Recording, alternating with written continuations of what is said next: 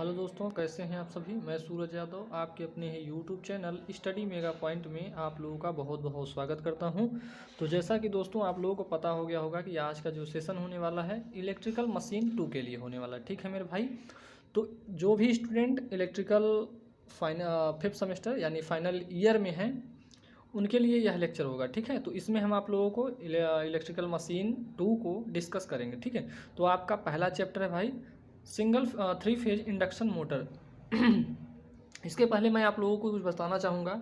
अगर आप लोग स्टडी मेगा पॉइंट से जुड़ रहे हैं भाई तो काफ़ी आप लोगों को बेनिफिट होने वाला है, क्योंकि भाई अभी पिछले सेशन का आप रिजल्ट देख सकते हैं। काफ़ी स्टूडेंट ने बहुत ही अच्छा परफॉर्मेंस किया है, तो आशा करता हूँ कि आप लोग भी ऐसा करेंगे। ठीक है, कहीं आप लोगों को जाना नहीं है भाई, केवल स्टडी मेगा पॉइंट को देखिए और उसके बाद अपना राय बताइए। अगर आप लोगों को अच्छा लगता है भाई तो चैनल को सब्सक्राइब कर लीजिए और अच्छा लगे तो लाइक वाइक सब कर दीजिएगा। ठीक है, और आप लोगों को पहले सारी चीज़ों को देख लेना है, सारे कंटेंट सभी का जो जिसका जिसका आप लोगों को देखना हो देख लीजिए, और किसी एक का प्रॉपर ढंग से आप नोट्स बना लीजिए। ठीक है, जिसका आपको लैंग्वेज सिंपल लगे उसी का बनाइएगा। ठीक है, मैं ये नहीं कहता कि मेरा ही बनाइए आप लोग।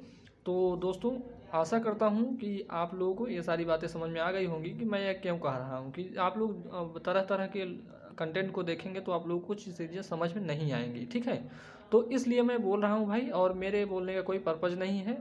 और अगर आप लोग देखते हैं तो आप लोगों को ही बेनिफिट होने वाला है, क्योंकि मुझे यार कुछ नहीं मिलता है, समझें।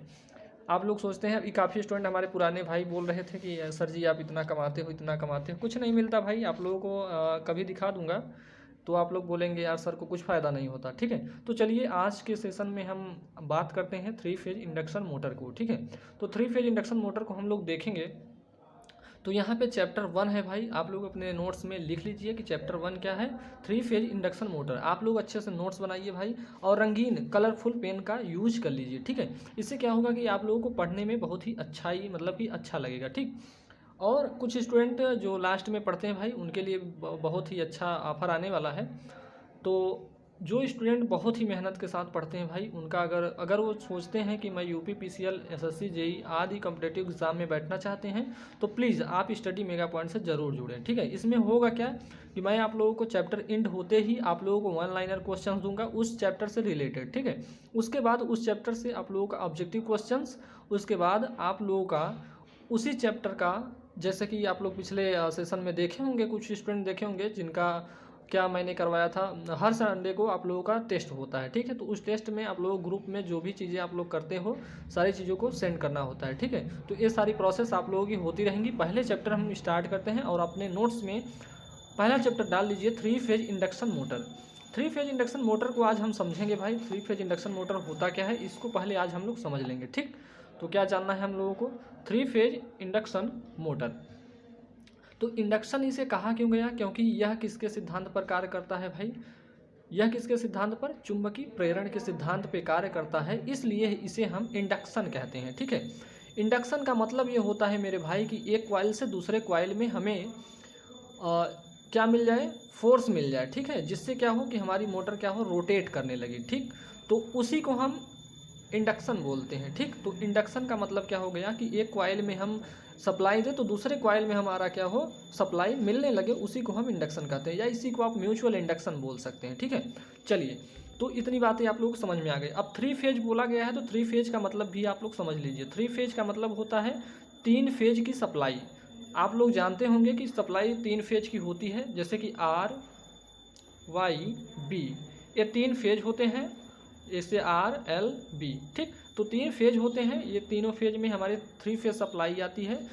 और जो हमारी मोटर होगी वो किस पर वर्क करेगी भाई, 3 फेज की सप्लाई पे वर्क करेगी। इस बात को भी आप लोग ध्यान में रखिएगा। ठीक, चलिए आगे चलते हैं। अब मैं आप लोगों को कुछ बातें बताना चाहूँगा। ठीक, तो जैसे कि मोटर, अब यहाँ पे 3 फेज की बात की कर लिए, इंडक्शन की बात कर लिए, अब मोटर की बात कर लेते हैं। तो मोटर आप लोगों ने पढ़ा है, मोटर का काम क्या होता है, मोटर क्या करता है, विद्युत ऊर्जा को यांत्रिक ऊर्जा में कन्वर्ट करता है। इतनी बात आप लोगों को ध्यान में रखनी है भाई कि मोटर क्या करता है, विद्युत ऊर्जा को यांत्रिक ऊर्जा में कन्वर्ट करता है। तो इसे ही हम क्या कहेंगे, 3 फेज इंडक्शन मोटर कहेंगे। क्या कहेंगे, 3 फेज इंडक्शन मोटर कहेंगे।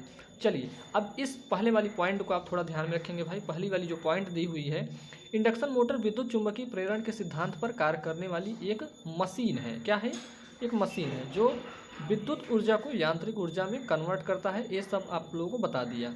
अब बात आती है भाई कि जो हमारी ये मोटर होती है यह क्या करती है, यह सेल्फ स्टार्ट होती है। कैसी होती है भाई, बहुत ही जो इंपॉर्टेंट लिखा है उसको आप लोग देख लीजिएगा, जो कलरफुल लिखा होगा इसका मतलब वो इंपॉर्टेंट है, ठीक है। तो यह क्या करता है, यह सेल्फ स्टार्ट होती है। और इसका सबसे ज़्यादा यूजेस हम कहाँ पे देखते हैं भाई, तो यह सबसे ज़्यादा यानी 3 फेज इंडक्शन मोटर सबसे ज़्यादा इंडस्ट्री में यूज की जाती है। यानी बड़े बड़े कार्यों को करने के लिए हम इंडक्शन मोटर का यूज करते हैं। यानी सिंगल फेज की जो मोटरें होंगी वहाँ पे हम छोटे मोटे कार्यों को करते हैं, ठीक। तो यहाँ पे आशा करता हूँ कि ये सारी चीज़ें आप लोगों को समझ में आ गई है, आप लोग नोट डाउन भी कर लिए होंगे और स्क्रीनशॉट भी ले चुके होंगे, ठीक है। चलिए आगे चलते हैं भाई। आगे का टॉपिक है आपका, यहाँ पे देखेंगे। अब इंडक्शन मोटर को तो आप लोगों ने जान लिया, अब हम जानते हैं कंस्ट्रक्शन के बारे में। यानी 3 फेज जो इंडक्शन मोटर होती है उसका कंस्ट्रक्शन कैसा होता है इसके बारे में ध्यान में रख लेंगे आप लोग। तो यहाँ पे आप लोगों को इस साइड में आप लोगों को कंस्ट्रक्शन कुछ दिख रहा होगा। कंस्ट्रक्शन में आप लोगों को तो पहले हमें जो मोटर होती है 3 फेज सप्लाई देते हैं। RYB 3 फेज होता है, जिसको हम क्या करते हैं यहाँ पे देखेंगे तो RYB आप लोगों को दिखाएगा, ठीक है।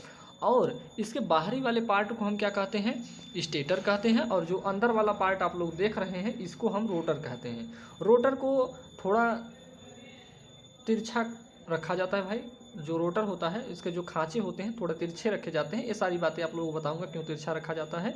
और इसमें क्या होता है, एयर गैप भी होता है। क्या होता है, बीच में हमारा एयर गैप होता है। तो यहाँ पे जो दिख रहा है खाली वाला पार्ट इसको हम एयर गैप कहते हैं, ठीक। और क्या होता है भाई, अब इस मोटर को स्थापित करने के लिए हम बेस की ज़रूरत पड़ेगी। बेस यानी फाउंडेशन जिसे आप लोग बोलते हैं, तो उसको हम क्या कर लेंगे, बेस पे मोटर को फिट कर देंगे। इतनी बातें आप लोगों को समझ में आ गई भाई। स्टेटर का काम क्या क्या होगा, रोटर का काम क्या क्या होगा, ये बात हम आप लोगों को बताएंगे। स्टेटर जो होता है वो स्थिर रहता है, रोटर जो होता है रोटेट करता है यानी घूमता है। और जो हमारा रोटर होता है इसमें क्या की जाती है, वाइंडिंग की जाती है। किसकी, कापर वाइंडिंग की। किसकी, कापर की वाइंडिंग करते हैं। और कापर कितने यहाँ पे जो कापर होता है वो कितने mm का होता है, 0.35 से 0.6 या 0.56 कह सकते हैं, ठीक है। तो इतने बीच में इसको यानी जो हमारा इसमें रोटर होता है उसको क्या किया जाता है, इस इतने mm का हमारा क्या होता है, कापर वाइंडिंग करते हैं, ठीक है। तो कापर वाइंडिंग क्यों करते हैं, तो ईडी करंट लॉस को कम करने के लिए हम ये सब सारी चीज़ें कर रहे हैं, ठीक है। चलिए अब बात करते हैं स्टेटर का। स्टेटर क्या होता है भाई, तो स्टेटर जैसा कि आप लोग जानते हैं कि यह एक स्टेशनरी यानी स्थिर पार्ट है। क्या है, स्थिर पार्ट है। यानी स्टेशनरी मतलब होता है स्थिर। यानी इंडक्शन मोटर में जो स्टेटर यूज किया जाएगा वो कैसा होगा, स्टेशनरी पार्ट होगा यानी स्थिर भाग होगा, ठीक। जिसमें क्या होगा, जिसमें वाइंडिंग युक्त स्टेटर रखा जाता है। वाइंडिंग युक्त क्या रखा जाता है, स्टेटर रखा जाता है। उसे 3 फेज सप्लाई दी जाती है। यानी स्टेटर को कैसी सप्लाई देंगे, 3 फेज की सप्लाई देंगे। जिससे यहाँ पे देखेंगे,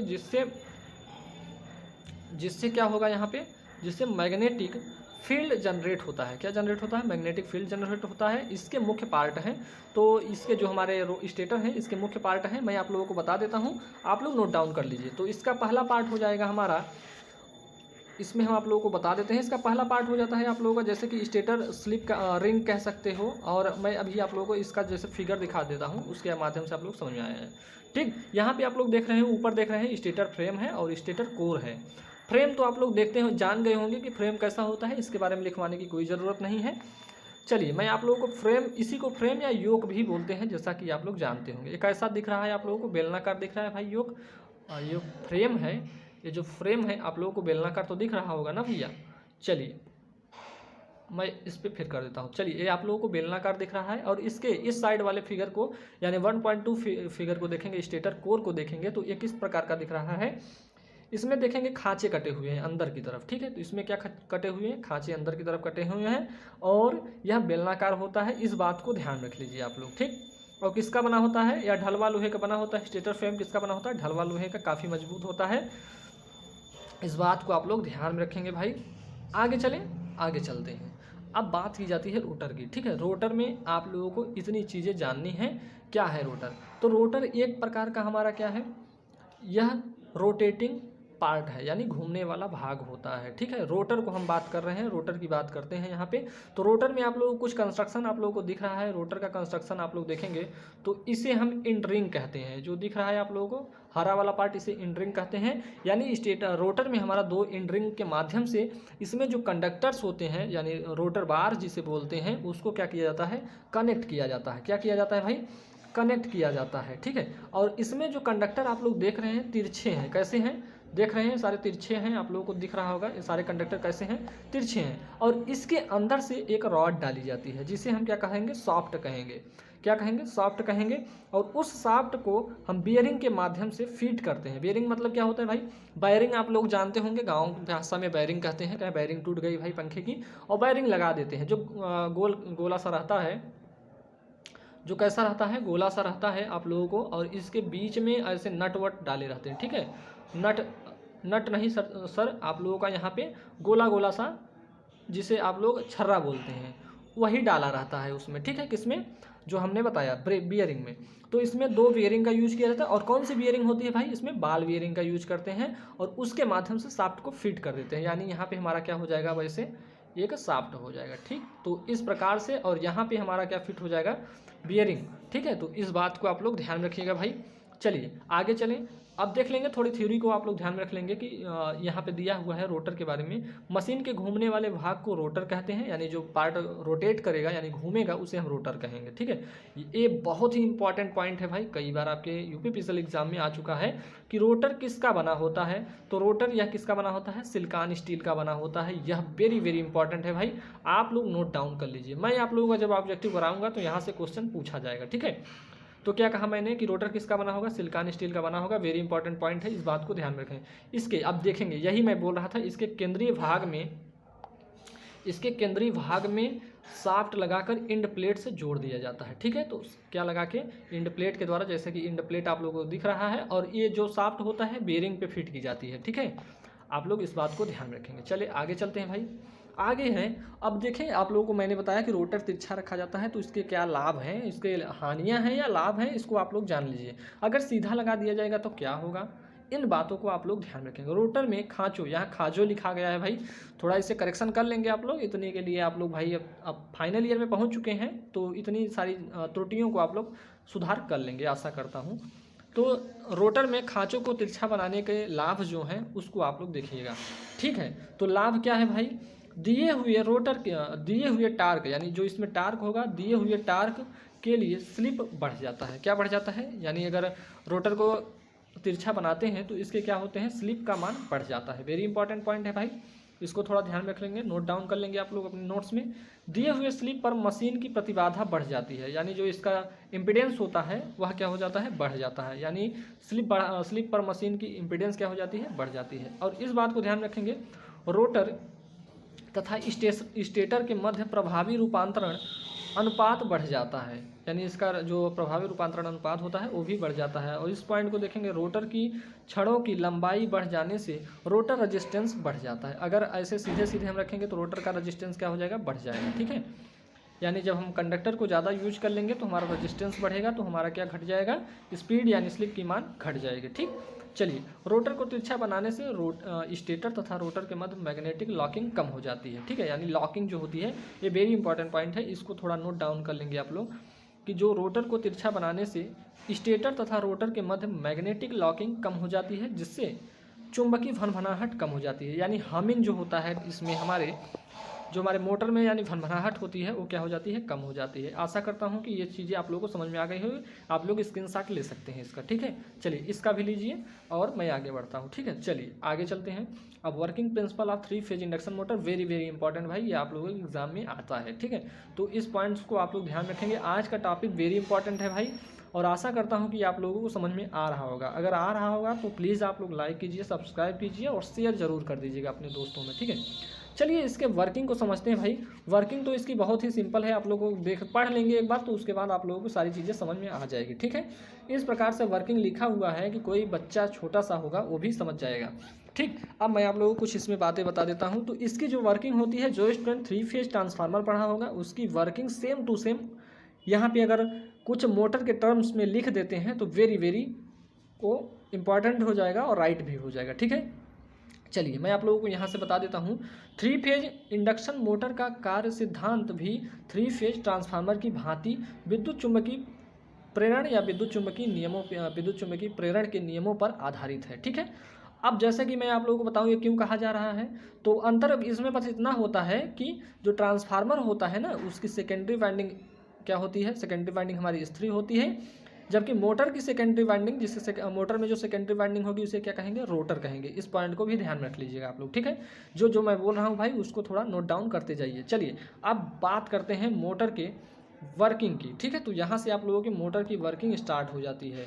ठीक, जब मोटर के स्टेटर, यहाँ पे देखिएगा आप लोग, जब मोटर के स्टेटर या प्राइमरी वाइंडिंग को एसी सप्लाई दी जाती है, यानी हम कौन सी सप्लाई देंगे, एसी सप्लाई दी जाती है, एसी सप्लाई से जोड़ा जाता है, तो स्टेटर में एक नियमित घूमने वाला मैग्नेटिक फील्ड उत्पन्न होता है। क्या होता है, इसमें अगर हम सप्लाई देते हैं वाइंडिंग में, यानी कौन सी वाइंडिंग, प्राइमरी स्टेटर पे अगर हम क्या करेंगे, स्टेटर पे अगर हम सप्लाई से जोड़ते हैं तो इसके स्टेटर में एक नियमित घूमने वाला क्या बन जाता है, मैग्नेटिक फील्ड बनता है। और यह मैग्नेटिक फील्ड, इस मैग्नेटिक फील्ड के कारण विद्युत चुम्बकीय प्रेरण द्वारा रोटर में भी उसी गुण के कारण एक विद्युत वाहक बल उत्पन्न होता है। मैं आप लोगों को बताया भाई इंडक्शन इसे किस लिए बोला जा रहा है, आप लोग यहाँ पे समझ सकते हैं अब। ठीक है, इस मैग्नेटिक फील्ड के कारण विद्युत चुम्बकीय प्रेरण के द्वारा या विद्युत चुम्बकीय प्रेरण द्वारा रोटर में भी उसी गुण के कारण एक विद्युत वाहक बल यानी ईएमएफ उत्पन्न होता है। क्या उत्पन्न होता है, ईएमएफ उत्पन्न होता है। ईएमएफ क्या होता है, एक फोर्स होता है। क्या होता है, ये फोर्स होता है, यह उत्पन्न होता है, जिससे यहाँ पे देखेंगे, जिससे रोटर परिपथ में इलेक्ट्रिक करंट प्रेरित होती है। क्या प्रेरित होती है, इलेक्ट्रिक करंट, यानी अगर हमें फोर्स उत्पन्न होगा तो इलेक्ट्रिक करंट इसमें उत्पन्न होता है, तथा अपना निजी मैग्नेटिक फील्ड उत्पन्न करती है। यानी जो ये हमारा रोटर होता है, जो फील्ड होता है यानी मैग्नेटिक फील्ड होता है, ये अपना खुद का एक मैग्नेटिक फील्ड उत्पन्न करते हैं। इस प्रकार स्टेटर में नियमित घूर्णी चुंबकीय क्षेत्र तथा स्टेटर द्वारा उत्पन्न चुंबकीय क्षेत्र में पारस्परिक क्रिया के फलस्वरूप रोटर मैग्नेटिक फील्ड की दिशा में घूमने लगता है। यानी जब हम मोटर को, पहले हम क्या करेंगे, मोटर को सप्लाई देंगे, सप्लाई यानी किस पे देंगे, स्टेटर पे देंगे। स्टेटर पर क्या होगा, एक मैग्नेटिक फील्ड उत्पन्न होगा और उस मैग्नेटिक फील्ड के कारण एक ईएमएफ उत्पन्न होगा। उस ईएमएफ के कारण हमारा मैग्नेटिक फील्ड, उसका हमारा जो रोटर है उसका खुद का मैग्नेटिक फील्ड बनता है, जिसके कारण एक फोर्स उत्पन्न होता है और वह फोर्स रोटर के मैग्नेटिक फील्ड की दिशा में घूमने लगता है। इस बात को आप लोगों को इस वे में ध्यान में रखना है भाई। ठीक, चलिए आगे चलते हैं भाई। अब advantage of 3 phase induction motor को देखेंगे, अब इसके बाद डिसएडवांटेज को पढ़ लेंगे, उसके बाद आप लोगों का यह सेशन एंड होगा। ठीक है, नहीं तो काफ़ी बड़ा लेक्चर होने पर क्या होगा, दिक्कत होने लगती है आप लोगों को, मैं जानता हूँ।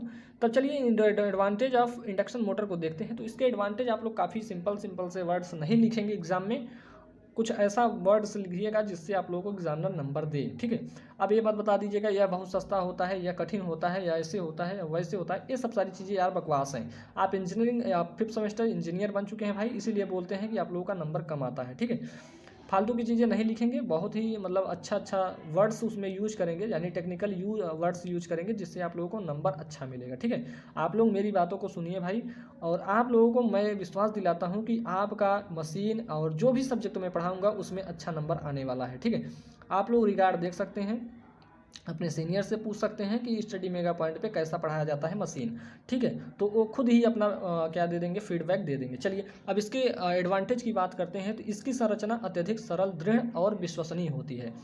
अब इस पॉइंट को थोड़ा ध्यान में रखेंगे, इसकी संरचना जो होगी सरल, दृढ़ एवं विश्वसनीय, यानी कि हाँ इसको हम इस पर विश्वास कर सकते हैं। ठीक है, यह बहुत कम घूमने वाले भागों के साथ मजबूत होता है। ठीक, यानी अब बात की जा रही है इसमें कम घूमने वाले भाग, तो इसमें घूमने वाला पार्ट एक ही तो है जिसे आप रोटर कहते हैं। ये सिंपल सी बातें हैं। ठीक है, अब बात की जाती है कि इसकी जो दक्षता यानी इफिशियंसी की बात की जाती है, तो ये अन्य मोटर की अपेक्षा उच्च होती है। ठीक है, यहाँ पे हम देखेंगे यह सेल्फ स्टार्ट होती है। वेरी इंपॉर्टेंट पॉइंट है भाई कि क्या 3 phase induction motor self start होती है, तो बोल देंगे हाँ होती है। अब बात की जाती है अनुरक्षण कीमत इसकी क्या होती है, कम होती है, और ये वेरी इंपॉर्टेंट पॉइंट है भाई, छठा पॉइंट जो है वेरी इंपॉर्टेंट है कि सिंगल फेज इंडक्शन मोटर की अपेक्षा पावर फैक्टर उच्च होता है, 0.8 होता है इसका पावर फैक्टर। इस बात को ध्यान में रखेंगे, 0.8 क्या होता है, लैगिंग होता है, इस बात को ध्यान में रखेंगे।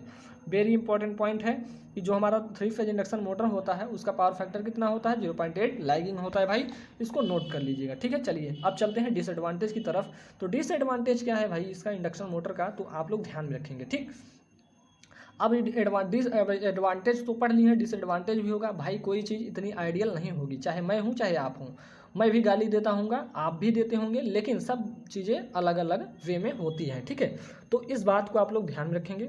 चलिए डिसएडवांटेज की बात कर लेते हैं। तो इसकी जो गति होती है, देखेंगे यहाँ पे इसकी गति को दक्षता में परिवर्तित किए बिना परिवर्तित नहीं किया जा सकता, यानी जो इसकी स्पीड होती है दक्षता में परिवर्तित किए बिना परिवर्तित नहीं की जा सकती। पहला पॉइंट तो आप लोगों को समझ में आ गया होगा।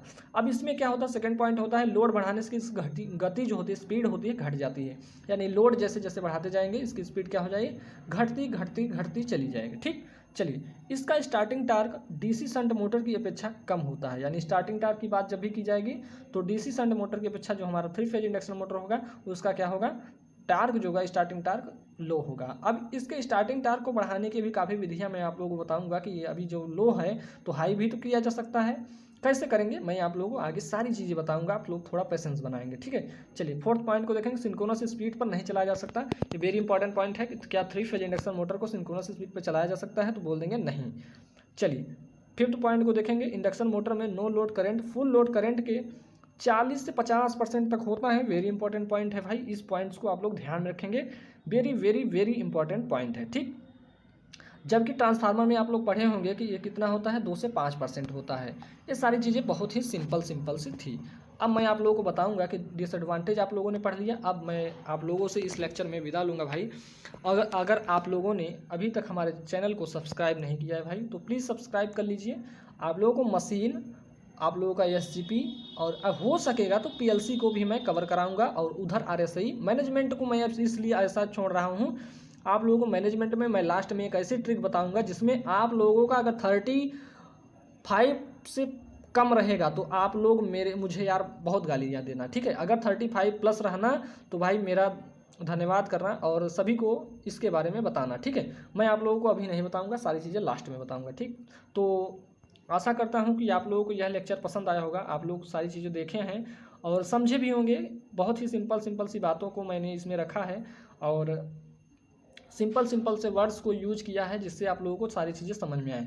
तो अगर आप लोग समझ में आ गया होगा तो शेयर कर दीजिएगा। चलिए आज के लिए इतना ही भाई, मिलते हैं नेक्स्ट लेक्चर में, तब तक के लिए जय हिंद जय भारत।